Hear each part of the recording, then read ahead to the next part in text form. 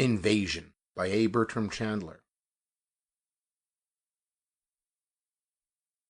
For generations they had wandered about the universe looking for a planet on which to settle, and now at long last they seemed to have found a suitable home.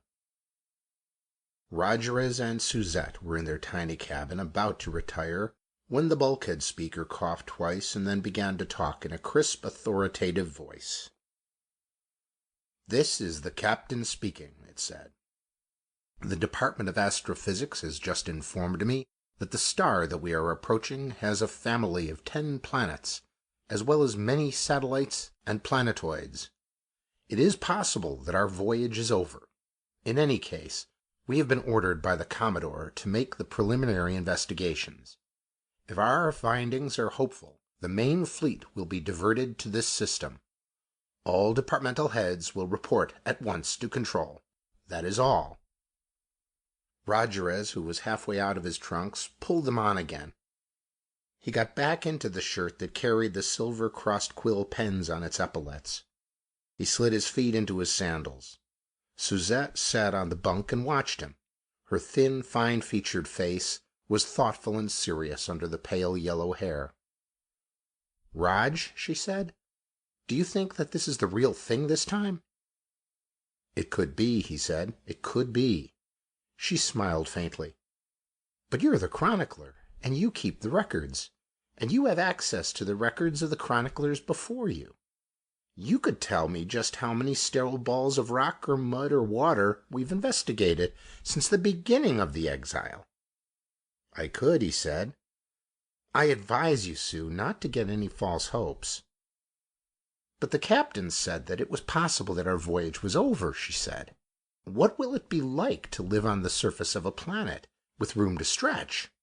What will it be like to have all the food we want, instead of rations? All the water we want? What will it be like to be a real gardener, a real farmer, not a biochemist dabbling with seeds and shoots in tanks full of chemicals? What will it be like to be able to have children when we want to, not when some damn committee decides it's our turn to be parents?" "I hope," he said, "that you find out, that we find out. But I must get along to control." "One departmental head in the family is one too many," she said, smiling. "I wish that you could stay with me to hear the news as it's released." "So do I," he said. He kissed her briefly, opened the door, and almost ran out into the alleyway. He was the last to reach control. All the others were already there. Captain Maris, Kane, the chief officer, Blish and Cat, the 2 chief engineers, Crandall, the communications officer, Deal, who commanded the ground forces, Hayne, the surgeon, Pamel, the biochemist, Claver, the purser, Keene, the astrophysicist. Rogerez stood in the doorway looking at them, at the men and women who were the rulers of this little man-made world. He looked beyond them to the banked instruments and controls, to the big screens upon which the stars were, to the layman, meaningless swirls and eddies of light against the blackness.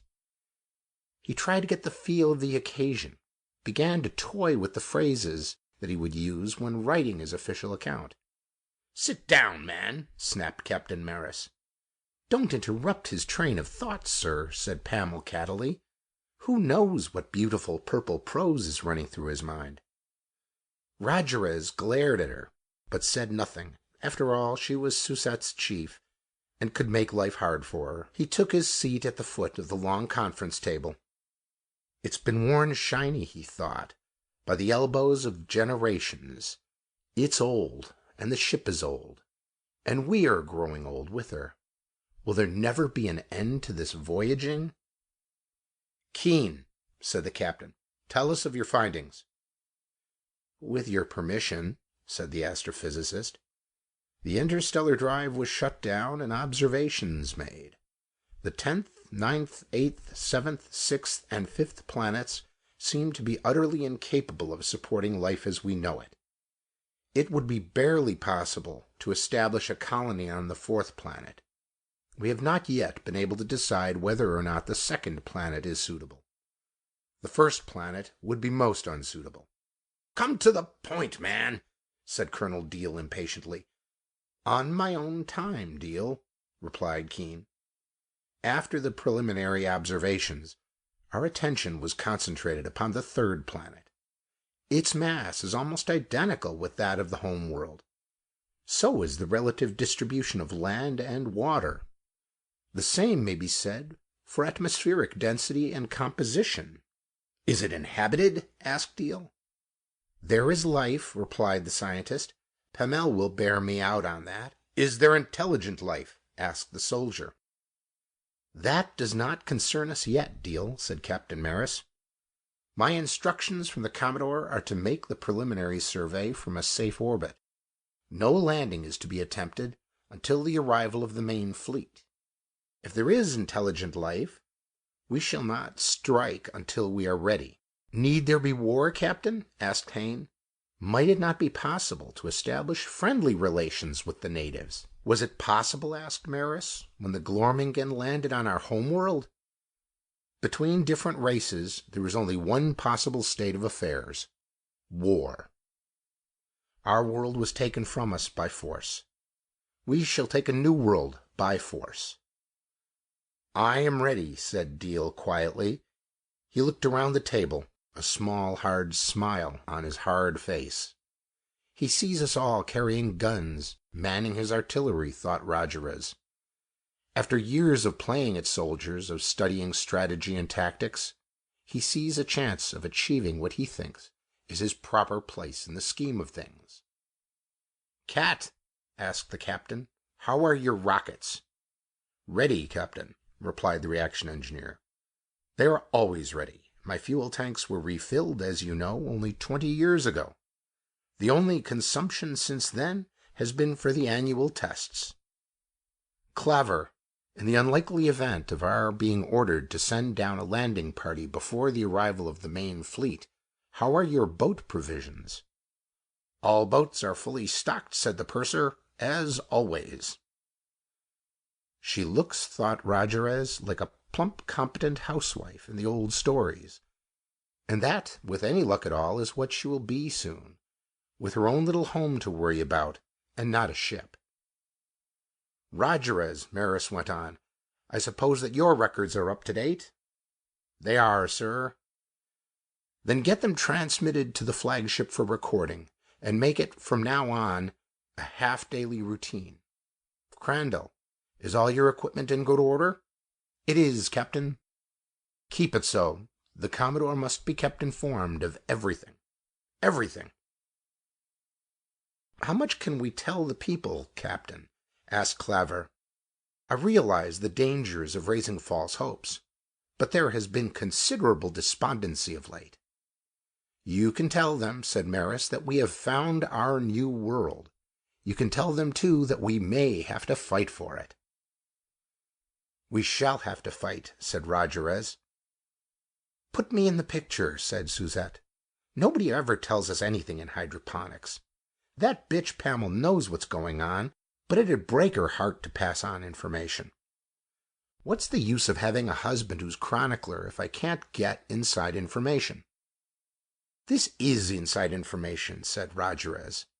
"For some reason the old man's decided to keep it secret. This is rather too big for him to handle, and he's waiting for instructions from the Commodore. As you know, we're in an orbit around the third planet. It's all that astrophysics said it was. Mass, atmosphere, climate, and all the rest just right. But it's inhabited. We can see the city lights gleaming from the night hemisphere. Crandall has been able to pick up what seem to be radio broadcasts. Voices talking in some odd language. Weird music. This much we know for certain. These people have electricity, and they have radio. It's fairly certain that they haven't spaceflight. There are no signs of colonization on their satellite. But even so, their technological level is uncomfortably high. They may have atomic power. The scientists are still trying to make up their minds about that. What harm can it do if the people do know? Plenty. If the Commodore decides to carry on without making a landing, An attempt at conquest. Think of the disappointment. There might be mutiny even. The technique for handling such a situation has to be worked out.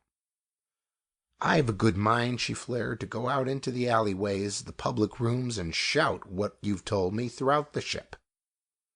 As wife of the chronicler, he told her, you've taken the oath of loyalty and secrecy. This is more important than any oath, she snapped. It is not. The lights flickered. What was that? She demanded. Crandall's taking some more readings of the native radio signals, she said. They've had to switch off the meteor screen. Isn't that dangerous?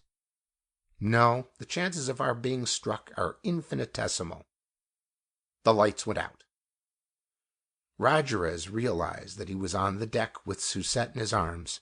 He was deafened by the concussions that had slammed through the huge hull, heard only faintly the thudding shut of airtight doors, the thin, high scream of escaping atmosphere. Somebody was whispering. It was, he realized, the bulkhead speaker. Spacesuits! Put on your spacesuits! The ship is holed! Another voice was heard. There aren't enough, you fool! Attention all! Attention all! This is the chief officer. The captain is dead. I am in command. The ship has been badly damaged. All navigation personnel will report to control. All engineering personnel to the engine room. The rest of you stay in your cabins and dormitories and prepare for landing. Prepare for landing. There will be brief period of weightlessness when the ship's revolution about her axis is halted. Weight will return with deceleration. Secure everything. Secure yourselves. Rogerez got unsteadily to his feet, pulled Susette to hers. Together, groping blindly in the darkness, they found the bunk, fell into it, strapped themselves in. They heard the roar as the rockets were fired, felt the dizziness that came when the rotation slowed and halted, when centrifugal force no longer played the part of gravity. Then, after what could have been either centuries or seconds, weight returned as the ship shook to the blasting of the rockets. Deceleration, said Rogerez. We are going down, came Kane's voice from the speaker. Again the rockets fired, and again. There was the whine of the gyroscopes as the ship was turned. There was the thin, barely heard keening of the first tenuous wisps of atmosphere along her sides. There was the screaming roar, the ear-piercing whistle, as the air through which they were rushing found the holes punctured in the sleekness by the meteor swarm. The ship was tilting, and Rogerez was afraid until he realized what had been down could no longer be down. That Kane was turning her again so that she was approaching the planetary surface stern first, dropping down and down the long column of fire of her exhausts. Creaking, protesting, the long untried mechanism of the bunk adjusted itself to the change of conditions. Somewhere children were crying and a man was swearing. The roar of the rockets was steady now, drowning all other noises. More frightening than any sound was the shuddering of the ship. She was old, thought Rogerez, and the metal of her parts must, over the centuries, have crystallized. She was old, and the damage caused by the meteor swarm must have weakened her still further. He tried to visualize the scene in control. Kane and his officers intent over their instruments, the body of the captain flung carelessly and unregarded in some corner. Was it in daylight that they were coming down, he wondered, or was it at night? Was it clear air that they were dropping through, or cloud and storm? One of the rockets was faltering, stammering. Susette cried out in fear as the ship tilted again. Rogerez held her tightly to him. He was muttering to himself, "Fire, you bastard! Fire, you bastard!" Another rocket cut out, and the ship righted. "If we could only see what was happening!" cried Susette. "We can guess," said Rogerez. "We're coming down on 6 jets instead of 8. Kane had to cut one of the good ones to counterbalance the bad one." Again there was the uneven, terrifying hammering. Again the ship tilted. Again she righted, and the diminution of the rocket's thunder was more frightening than the tilting had been. "Control here," came Kane's voice. We are coming down too fast for a safe landing. I am trying to bring her down in what appears to be a body of calm water. Be ready to throw off your safety belts the moment we touch. The ship is badly holed and will not stay afloat for long. Get ready to abandon ship as soon as we touch." Rogers remembered how, at every council meeting, there had been those who had maintained that the space occupied by the ship's swimming pool could be put to much better use. He was glad that they had never been able to carry their point. She hit, not too hard, and there was a great hissing and bubbling as her incandescent exhausts boiled the water around her. She went down and down, and then, swaying gently, floated to the surface. Rogers unsnapped the buckles of the belt holding Susette and himself to the bunk. He jumped down onto what had been a bulkhead and was now the deck. He managed to open the sliding door. There were dim emergency lights burning in the alleyway outside, and they were shining on the crowds of people making their way to the axial shaft. There was little panic, but there was a determination to get out of the ship as soon as possible. Rogers knew that should he or Susette fall, they would never be able to get up again. He took her hand and tucked it in the waistband of his trunks. All they could do thereafter was go with the crowd. The alleyway had been crowded, but the axial shaft was almost jammed. Rogers and Susette were pushed into it by the crush behind them, then went up it almost without touching the ladder rungs. Below them were gurglings and splashings, sounds that told of the encroachment of water into the ship. There was an occasional cry, an occasional curse. Somewhere, with idiot persistence, a speaker was repeating, "Abandon ship! Abandon ship!" Then Rogers and Susette were at the forward airlock. There was no holding back, no chance of a pause to evaluate, to decide upon a plan of action. They were swept through the little compartment by the press of bodies behind them until in a matter of seconds the deck was gone from beneath their feet and they were falling. The chronicler glimpsed gray sky and tall, incredibly tall trees looming through the mist as he fell, and then all was blotted out by the water.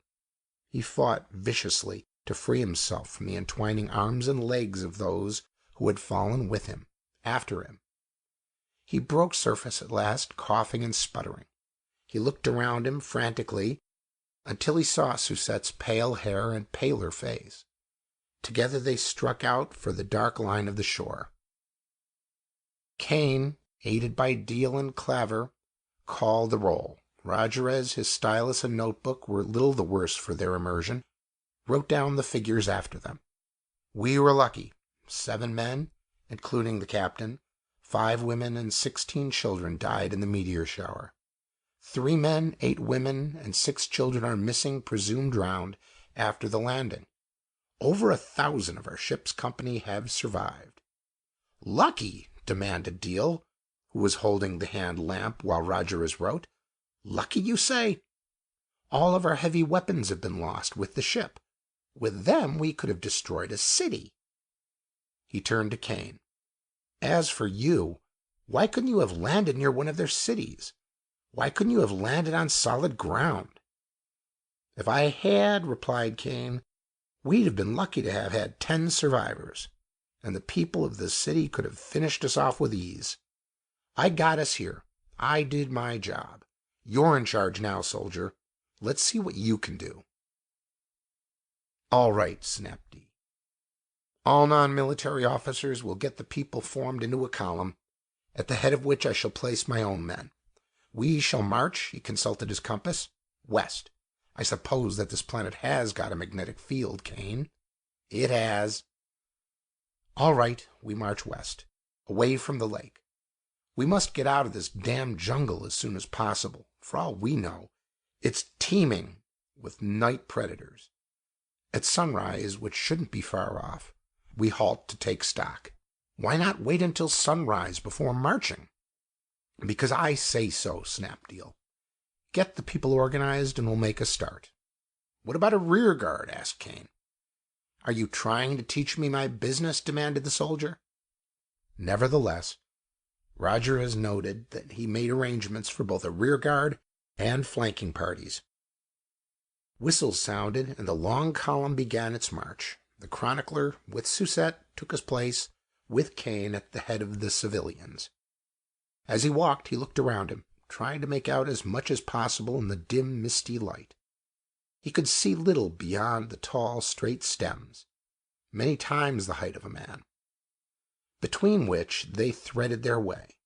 Now and again there were other, thicker trunks, and the tops of the growths supported by them were lost in the mist. Roots, like cables over the ground, made going difficult. Ahead of the column, Deal was blowing his whistle, a series of short, urgent blasts. Kane repeated the signal with his whistle. It was repeated again by the other officers. There were cries of alarm and apprehension as the march halted.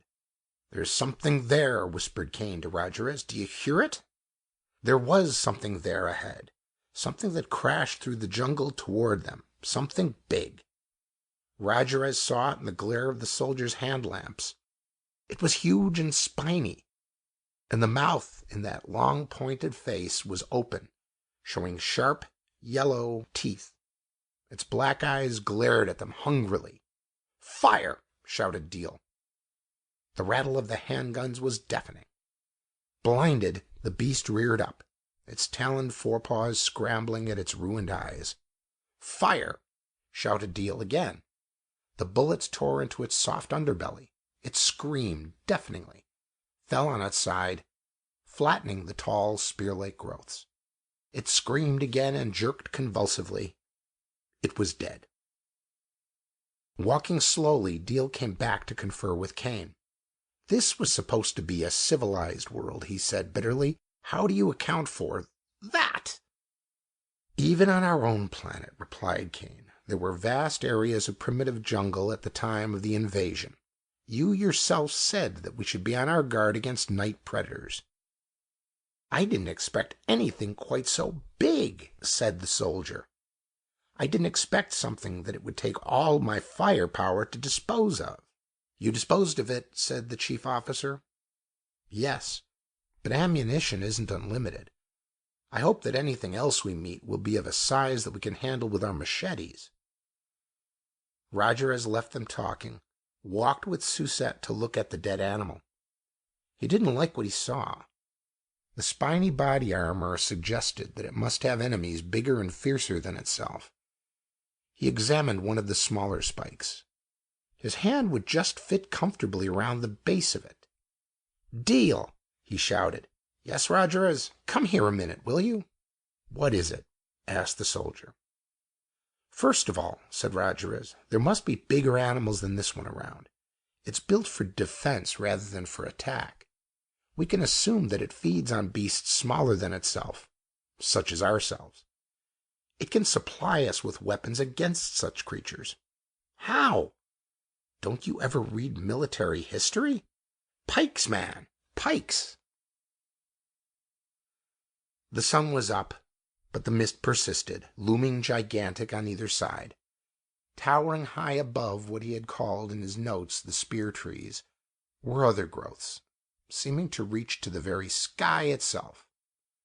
Ahead of them was the vague silhouette of what could only be a mountain, but a mountain constructed on improbable geometrical lines, in whose sheer sides gleamed enormous sheets of some highly polished material that reflected the almost level rays of the sun.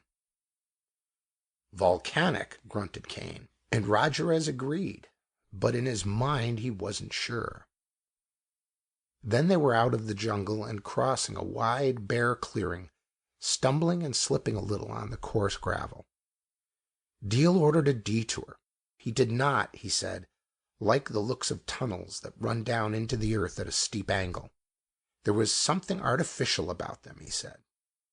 Suddenly, the nearer of the tunnels erupted a swarm of glistening red bodies that deployed rapidly over the plain, that closed in on the advance guard with a pincer movement. Rogerez was shocked to see that they were not humanoid, that they ran on all 6 of their jointed legs, that their weapons were their vicious laterally hinged jaws. Calmly, with deliberation, the soldiers were firing, at first. Then, in spite of Deal's shouts, an element of hysteria crept into their fighting. These natives were so hard to kill, pressed on to the attack with their legs missing and half their bodies shot away. Kane took charge of the rest of the column. "Children in the center," he bellowed. "The rest of you, form a tight ring. Use your pikes." The maneuver was accomplished, although not without confusion, not without casualties. Kane was dead, his head ripped from his shoulders. Clever was dead, her body cut in two. Deal, Rogerez noted as he fended off attack with his pike, was down. The air was heavy with the odor of spilled blood and the acrid stench of the ichor flowing from the bodies of the natives. The worst of it was that there were so many of them. In a seemingly inexhaustible stream, they flowed from their tunnels, rushed to the attack over the bodies of their comrades. The soldiers had exhausted their ammunition, were fighting with machetes and spears. The handful of them who survived retreated to the main body. Rogerez was bleeding, his shirt ripped from his body by a serrated claw. It seemed that he had been fighting for an eternity, that all he had ever known, ever would know, was the thrusting of the point of his pike into the soft joints of body armor between gaping, clashing mandibles. Beside him, Susette had lost her spear. It had been bitten clean in two and was wielding a machete taken from a dead soldier. Rogerez realized dimly that it had been all of 5 minutes since he had used his spear. He looked around him. The tunnel mouths gaped black and empty. On the blood-stained gravel were the bodies of men and women, the bodies of the enemy. The human corpses were still. Those of the natives were not. Clawed legs twitched jerkily. Sharp mandibles still opened and shut viciously. "Rogerez," somebody was saying, "what do we do now?" "Ask Deal," he said. "Ask Kane." Deal was dead, and with him his junior officers and his sergeants. Kane was dead, and the purser was dead, and the engineers had died during the landing. As chronicler, Rogerez ranked as an officer. In the past he had enjoyed the privileges of rank. He had never thought that he would have to accept the responsibilities. He said, "Find all the handlights that are still working. Collect all the machetes and the shorter spears. We are going down into the city. But the natives will never be safe until we have a fortified place of our own. The natives must have sent all their soldiers out against us. Killing the rest should be easy." It wasn't easy, but it was not as hard as Rogerez had anticipated. There was fighting in the tunnels and passages, and there were more casualties, but they were not heavy ones. It was in the very heart of the city that the stiffest resistance was encountered, and there, in a huge chamber, 20 guards put up a desperate and stubborn defense. They went down at last, hacked to pieces by the machete-men. Rogerez looked at the bulk of the being whom they had defended so grimly. He looked at the great flaccid body, at the faceted eyes that glinted in the light of the hand lamps that glared into his. "Kill it," he ordered. The pikes drove home. "What now?" asked Susette. "This will be our headquarters," said Rogerez. To his men he said, "Drag that thing out of here into that side tunnel. Pass word that I want all the natives' bodies dragged out and buried, and the bodies of our own people brought inside before some vile scavenger finds them. We'll make a grave of one of the tunnels. Then I want parties to go through the city to dispose of any survivors, and to report to me on the discovery of any records or artifacts or stores or foodstuffs. We've seen no artifacts. There's no artificial lighting even. What about the city lights we saw from our orbit? Civilization and savagery can exist together on the same planet," said Rogerez. "We landed among savages." He sat on the ground, his back against the wall of the chamber. He was tired, and his wounds were painful. He was thankful for the pain. It kept him awake. He was able to acknowledge the reports of various parties as they told him of the discovery of gardens of fungi, of the finding of a chamber in which, in silken bags, were loathsome beings that seemed to be the young of the natives. He nibbled a piece of the fungus brought to him by one of the foraging parties, pronounced it edible. It was not unlike the yeast from the ship's vats. At last, with affairs organized to his satisfaction, he felt justified in ordering a general stand-down. Sentries had been posted, and arrangements made to pass messages by word of mouth through the tunnels and passages. Nothing further could be attempted, he knew, until all hands had been refreshed by sleep. Thankfully, he himself sank into unconsciousness with Susette by his side. He was awakened just before the end by a confused bawling. As in a dream, he heard the words screamed rather than shouted. Like mountains! Like mountains walking! There was a dreadful thudding overhead that threatened to crush the underground city. And then the scalding water sweeping through tunnels and chambers, seeping into every last crevice, finished conclusively what had begun by shipwreck and battle. The man cursed as the spines of the dead hedgehog pricked his ankle. He stooped to examine the little body. "Hello," he said, "I wonder what did this." "Never mind the hedgehog," said his wife. "It's those dreadful ants that I'm after." She stood with the empty kettle in her hand, looking down with satisfaction at the steaming earth around the nest. "There'll be more of them," said her husband pessimistically.